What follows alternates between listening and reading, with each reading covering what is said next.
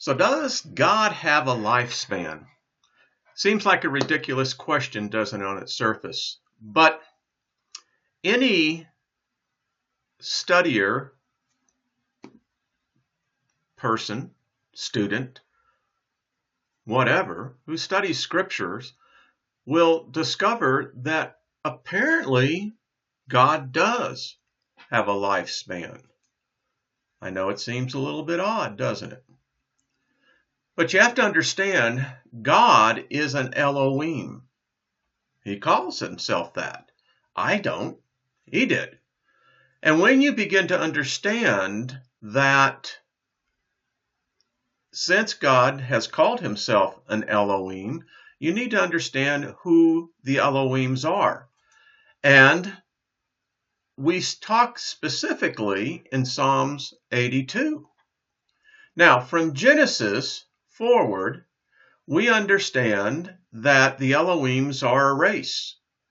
I know it's very hard to understand that, but it is very true.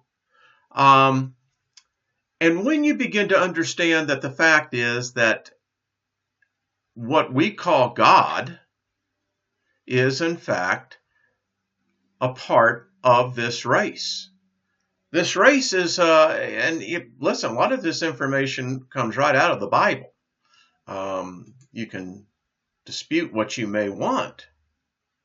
Of course, all Scripture is merely inspired and subject to interpretation, correct? If that wasn't the case, there wouldn't be how many different translations of the Bible?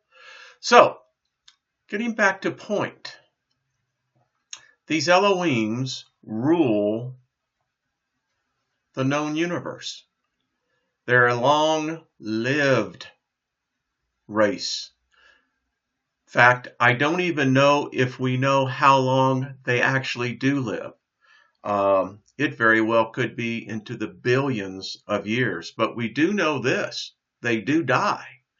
And counter to popular theology, dogma, whatever it may be, they're not perfect, not by a long shot. This race of beings, they manage living planets. It's what they do. They answer to a council. There is a council of these Elohims. They serve El. Now, El is not our God. We don't pray to El. We don't do anything. For Christians, if depending on where you stand on this, if you say that, well, Christianity is an offshoot of Judaism, it is Judeo-Christian, right? Then you have to understand the Elohim called Yahweh was and is amongst others. I know that sounds like heresy, but I didn't say it. Bible did. And in fact, there's many other references to that would bear this out. So that's what they do. If you can conceive in your consciousness, in your understanding, and break through your religious training that's been fashioned for you, and if you can open your mind up just a little bit, it would make sense. After all, Genesis 1 is the recipe for terraforming a planet. It is the exact thing that you would need to do. And I can assure you there are people who are smarter than I have already figured that out. So to say that there is a race of beings, that this is their job, and they are not perfect. I will show you even Yahweh is not perfect. And I know before you go back crap crazy and start sending the emails, I can assure you I can validate this. I mean, after all, Psalms 82:1 says, God has taken his place in the divine assembly. He judges among the gods. Well, who are these other gods? Come on, folks. It's time that you wake up to some facts. You know, when I realized that Christianity did not provide all the answers. In fact, they actually bring more questions than answers. You have to begin to say, well, why? Where did the religion come from? But the point is, where do these other gods are? So let's take this out. So does that mean the Hindus, which is probably the oldest religion? You telling me that Kali, Shiva? I believe they were Elohims, the Anunnaki, Elohims, Yahweh, Elohims. Go over to Central South America, Elohims. Folks, this is what they do. I know it sounds weird, but it's a fact. So Earth is a living planet. There are many Elohims ruling and overseeing planet Earth. I know that goes counter. I know for modern day mainstream religion doctrine. It doesn't matter what your religious belief is. The fact is, they do. So when you begin to understand, God has taken his place, and you look at the different translations, interpretations, it still comes down to the fact that these Elohims, what El was saying was that you guys have screwed up. He talks about man. He says you've treated them harshly. You've judged them wrongly. But modern Christianity would try to make it that no, what they're talking about is men. Wrong.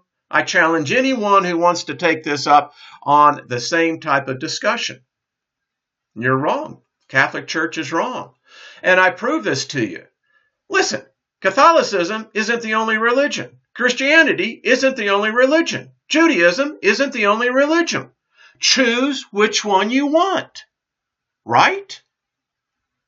I mean, is that not the quest of the soul? That you have to be bound by a religion? Correct? Isn't that what we're told? You have to be associated with a name. Well, who are you? What do you believe? Are you a Christian? No, I'm neither. Oh, well, okay. Are you telling me that, let's say, if I decide to become a Jew, take up the rite of Judaism, that the Jewish God is not the supreme God over the Christian God? Isn't the Judaism the Hebrew God over all the other gods? I don't think so. There are other gods. You have to decide. You can make the choice as a sovereign being to decide who and what you want to worship. They, meaning the Elohims, are not perfect. They make mistakes. This is recorded in the Bible. Now, someone is saying, that's impossible. God is perfect. Well, I challenge you then, my friend, to please explain to me Exodus 4:24. It says the Elohim sought to kill Moses. Wait a minute. If I got caught in the United States in the commission to seek to murder someone, I'm going to get charged because I'm going to get charged with intent. So if the Elohim had it in his heart to murder Moses, well, we also know that the Elohims get angry. We also know that they're vengeful. We know that they require human blood, either to fight their wars or to fight their cause. It's uncomfortable, but you have to think. These Elohims are like us. It's consciousness. Now, man, because man is that way, has invented and added to. I believe Mars is clear evidence of them screwing up. I mean, they almost did the same thing here. Read the story about Shiva. Find out about those wars in the Hindu religion. The point is they do die. And that's exactly what Psalms 82 says. They're going to die just like the atom. That's you and I. So when we think about how death comes, well, death seems to me be the superior. Psalms 82:6. I said, you are gods. You are gods. You are all children of the Most High. People get kind of freaked out when I say that when I did the thing on Lilith. I believe that Adam was created as a god. So there's two views on this. You can take, the traditional view where they're trying to say that this is man, or you may take the other position that where Jesus was actually speaking revelation here. Think about it. It's beyond what we have been taught. I do know this, folks. This is where you and I, all of us, will end up. There is at a point where you and I will lay down these biomass forms. And that is the start of eternity. I'm not so sure of that. I believe eternity may start a lot sooner than a lot of us may think. So if God dies as Adam, what does this mean for you and I? I mean, think about it. What happens at that moment? For one thing, we know the soul will be free. And, I can see how that can be a relief. But religion always comes in and they try to fill our minds. That's what I hate about religion. I hate it. Is that because it freezes minds. It restricts them. It's like the old ancient custom they used to do, I believe in China, where they used to wrap the tiny girls' feet so that they would not grow, because for some crazy reason the emperor thought that that was some sort of, I don't know, who knows. But if we can get past the religion and begin to understand that we as a species, as a race, this all impacts us, because religion, the dogma of religion has separated us. It has separated us from the very beginning. And I believe El, if that's what he calls himself, is infinite. And I don't believe that merely when we lay down these bioforms, that is the end. I brought a couple of quotes here. Thomas Carlyle. Cherish what is dearest while you have it near you, and wait not till it is far away. Blind and deaf that we are, oh, think if thou yet love anybody living. Wait not till death sweep down the paltry little dust clouds and dissonance of the moment, and all be made at last so mournful, clear, and beautiful when it is too late. Live for the moments, folks. That's what it is. Just live for the moment. Do not think too much of the dead husk of your friend, or mourn too much over it, but send your thoughts out towards the real soul or self which has escaped to reach it. Yeah, that's what I'm talking about. Here you go. When your time comes to die, be not like those whose hearts are filled with fear of death, so that when their time comes, they weep and pray for a little more time to live their lives over again in a different way. Sing your death song and die like a hero going home. It's a homecoming, folks. Listen, describe heaven detailed. You can't. It's because it doesn't exist. It exists in a dogma, in a belief. But I think there's something far greater. The greatest philosopher out there, Socrates, let's hear what he has to say. To fear death, my friends, is only to think ourselves wise without being wise. For it is to think that we know what we do not know. For anything that men can tell, death may be the greatest good that can happen to them. But they fear it as if they know quite well that it was the greatest of evils. And what is this but that shameful ignorance of thinking that we know what we do not know? Yeah. You, I, God, the universe, the multiple universes. It's conscience. How you define it, how you measure it, how you weigh it, how you judge it. I don't believe we have those answers. We have writings, but now we even find out there are no original writings. We have a system of a belief that is fractured, particularly in Christianity. If it started out with the Catholic Church, what the heck is the Protestant Church? Doesn't Protestant mean protest? So there's a divided there. Did not Master say a house divided itself cannot stand? How does Christianity stand when it's divided? When it doesn't even know the God to whom it prays to? Now, again, that's my opinion. It's where I'm at. I've seen enough of it. Does it mean I love God any less? No.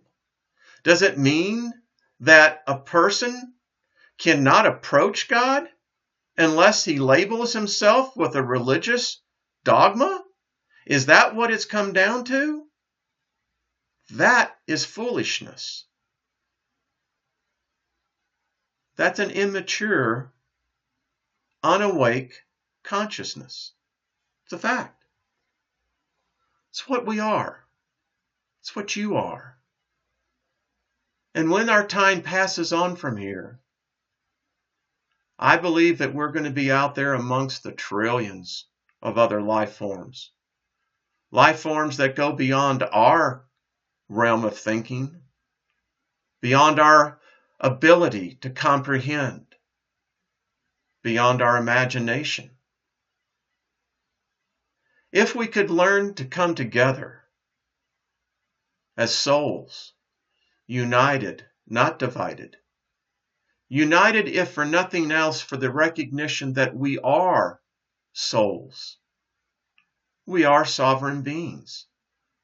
If we were able to come together, I dare say for 1 hour, in the totality of our existence, if that's what we could do in 2017, imagine. But it'll never happen, because even now there are those who are saying, that'll never happen. And they've already discounted this because I violated their religious beliefs. And they can't find a way to go beyond that.